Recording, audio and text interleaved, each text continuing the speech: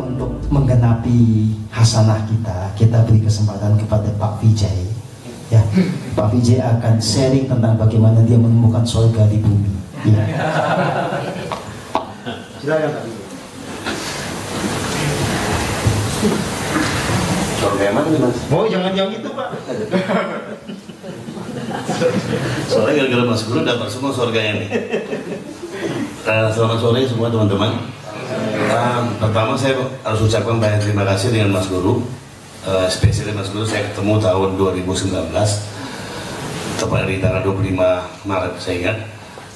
Tanpa sengaja saya dibawa seorang teman sebetulnya untuk dikenalin ke Mas Guru.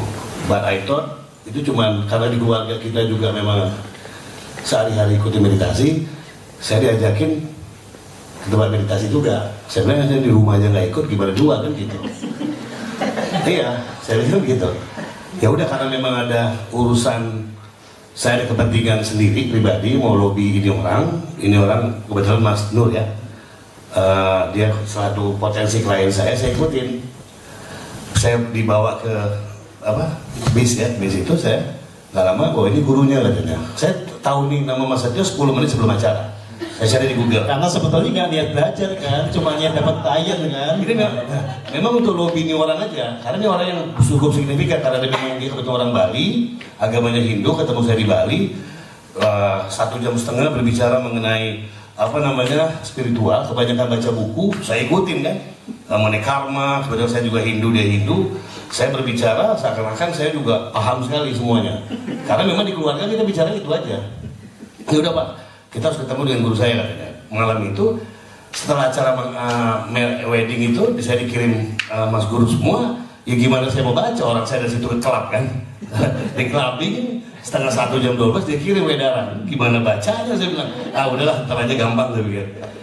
Akhirnya singkat cerita seminggunya ketemu Mas Guru. When I was sit down there, saya ketemu Mas Guru pas mulai itu saya nggak tahu ada satu connection atau vibrasi yang sangat kuat. Saya kaget waktu Mas Guru ngebawa meditasinya itu bicara mengenai Om itu kan yang saya tahu kan di agama Hindu aja. Loh ini ada sosok kok ngomongin yang beginian. Nah, saya nggak pernah dengar. Udah itu yang kedua, ajaran yang dibawa ini persis seperti kayak ajaran di keluarga saya. Karena untuk dapetin ajaran murni seperti ini kan banyak tempat meditasi yoga.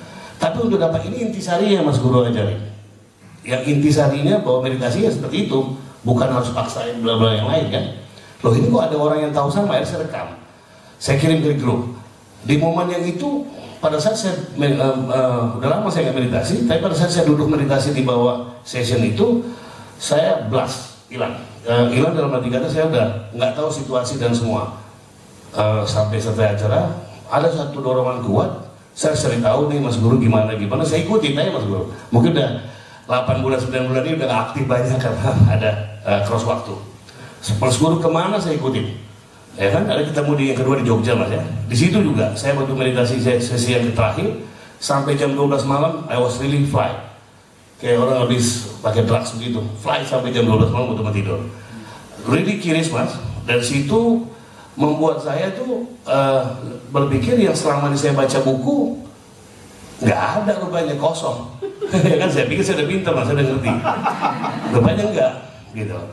Nah untungnya keluarga saya walaupun mertua saya spiritual sama kayak Mas Guru, malam itu habis dari Jogja dia telepon saya, dia bilang you mesti bersyukur dengan universe, you ketemu sosok seorang membuat itu U-turn balik, karena dia tahu dengan karakter saya itu ya akan terus nih dengan pola dari hidup saya kan Mas. Jadi kamu harus bersyukur bahwa universe sayang sama you dibikin pola putar balik.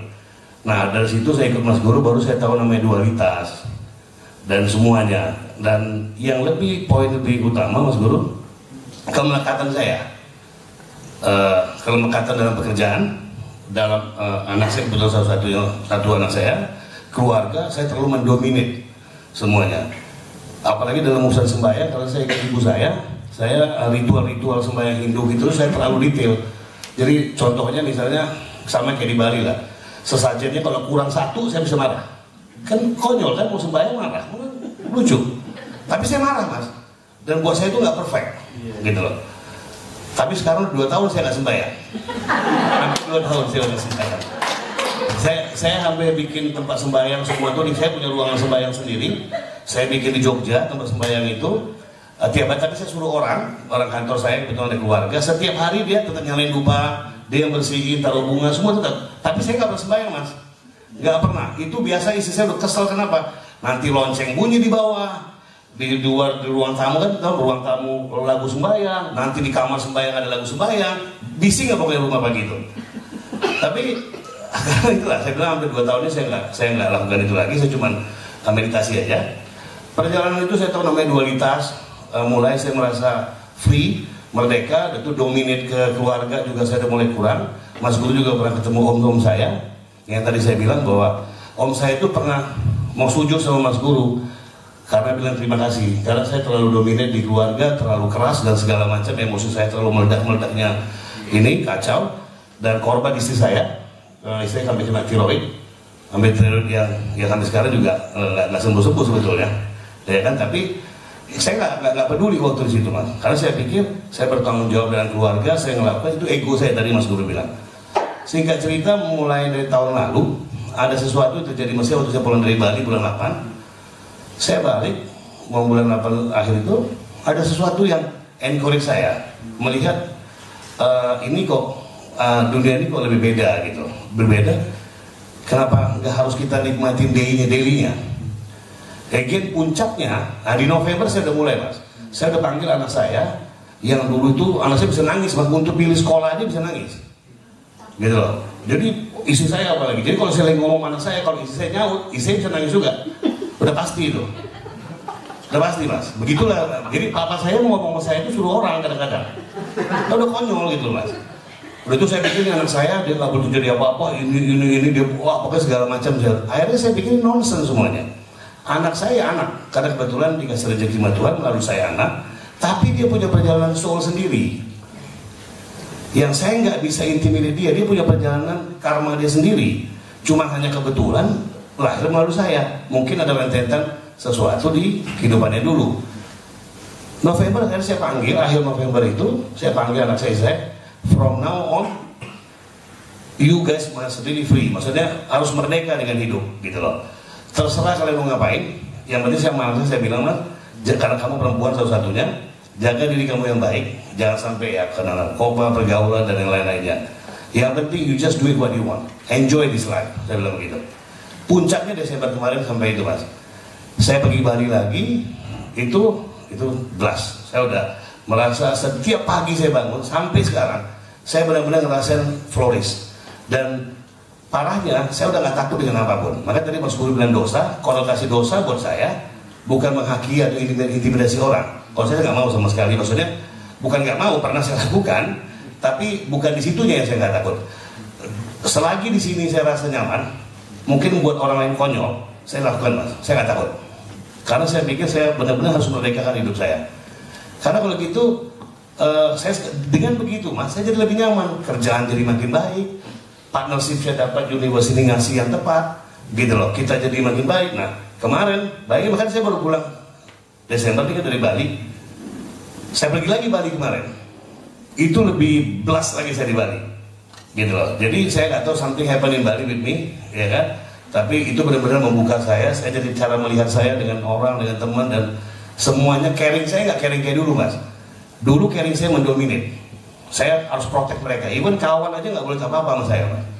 Nggak boleh kawan saya dicelakain orang, saya bisa duluan yang maju, gitu loh, ya kan? Tapi akhirnya caring saya itu udah beda sama mereka. So once again thank you for you, Mas. These 2 years, udah hampir 2 tahun. Mas Guru kebetulan satu-satunya guru yang saya bebas ngomong. Nggak mungkin saya ngomong mertua saya, kelakuan saya, kan? Nggak mungkin. Dan walaupun dia tahu, nah, tapi Mas Guru pernah lihat live the way what I did. Mas Guru bilang, ini gimana nggak berantakan kalau begini. Tapi saya terima kasih tahun lalu itu, Mas. Ibu saya meninggal di November tiba-tiba, saya benar-benar down. Saya ingat ketemu Mas Guru lagi tanggal 27 Desember. Di situ saya tunjukin, saya keluarin semua, Mas, ya. Akhirnya 28 saya nggak hadir di acara saya sendiri, karena saya tumbang, nggak bisa bangun.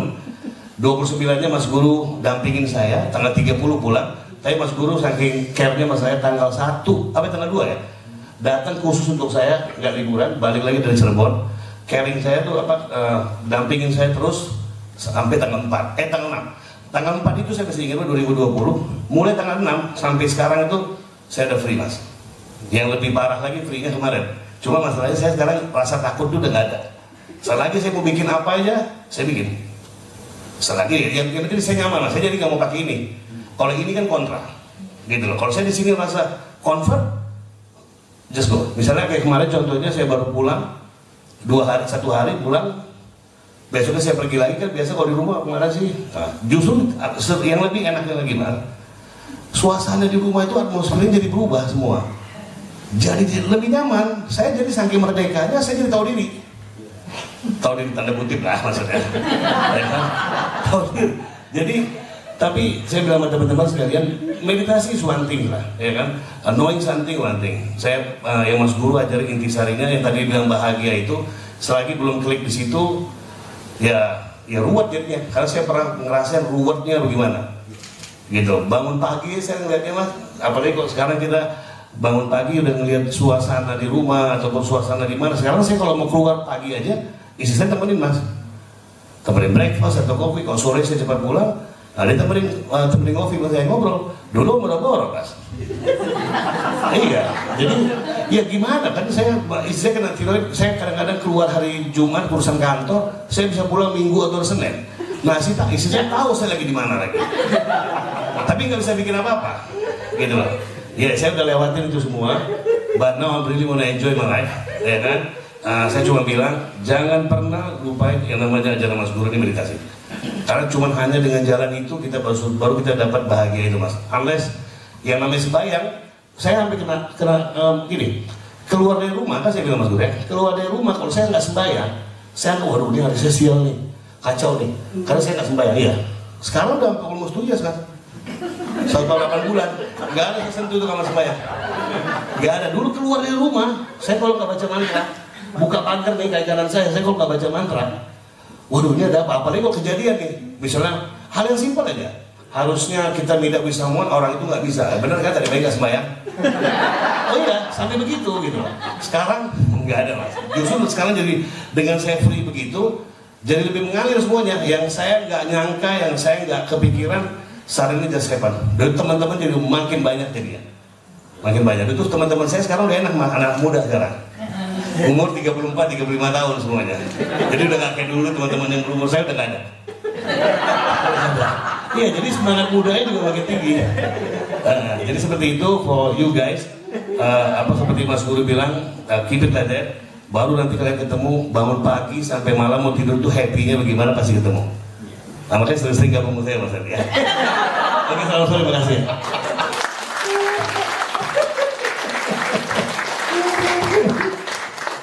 Ya. Teman-teman semua. Saya sering dugem sama Pak Vijay. Bukan, saya sebetulnya masternya dia. Jadi, ya, apa yang dialami Pak Vijay ini salah satu bentuk transformasi, ya, yang nyata. Dan indikator bahwa berhasil belajar spiritual itu ya kayak begini. Hidupnya menjadi penuh kebahagiaan, walaupun hanya menghadapi hal-hal sederhana kan begitu. Ya udah gitu. Yang kedua, kita menjadi merdeka tapi tidak ngawur. Dalam konteks ini, Pak Vijay mencoba memerdekakan diri dari segala aturan. Tapi sebetulnya kan ada yang dipegang. Apa? Ini. Gitu. Kalau di sini sudah bilang A, ya A, ikutin saja tanpa. Itu mulai rasa kan? Ya. Kalau saya bisa paksain, dalam perjalanan udah gak nyaman. Iya. Balik. Iya, memang harus begitu. Itu namanya kesetiaan kepada diri sejati.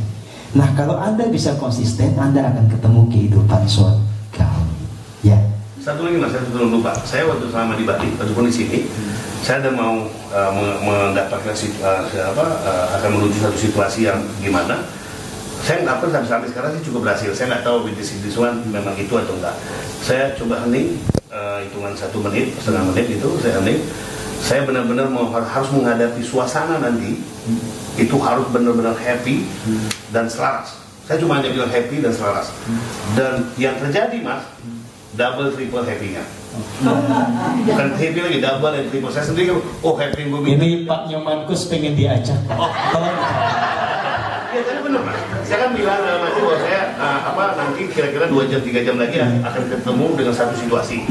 Ya kan, saya cuma dalam hati bahwa situasi tersebut saya pas lagi itu saya minta benar-benar happy dan selaras. Dan it was really amazing banget. Yang terjadi malah triple double happy-nya di luar alam saya saya untungnya. Oke. Thank you. Terima kasih Pak Vijay. Oke, kita kasih tepuk tangan sekali lagi. Jadi teman-teman semua silakan terus bertumbuh, ya, memurnikan jiwa raga, semakin peka dan tajam menangkap tuntunan dari diri sejati. Seperti kisah Pak Vijay kan tidak mesti mendengar suara kan, nggak mesti. Tapi ada sinyal rasa, ya. Kalau memang ada titah dari dalam, itu pasti dibarengi dengan rasa yang nyaman. Sebaliknya kalau kita mau melangkah, ide kita ada, tapi di sini tiba-tiba tidak nyaman, berarti kita nggak boleh. Ya, itu itu diperhatikan betul sebagai petunjuk kita dalam melangkah. Nah, hanya bergeraklah kalau menemukan rasa yang pas, klik ya, yang mendukung kita untuk bergerak. Ya, itu sebetulnya terapan dari spiritualitas. Ya, oke. Ada pertanyaan sebelum kita masuk ke sesi meditasi?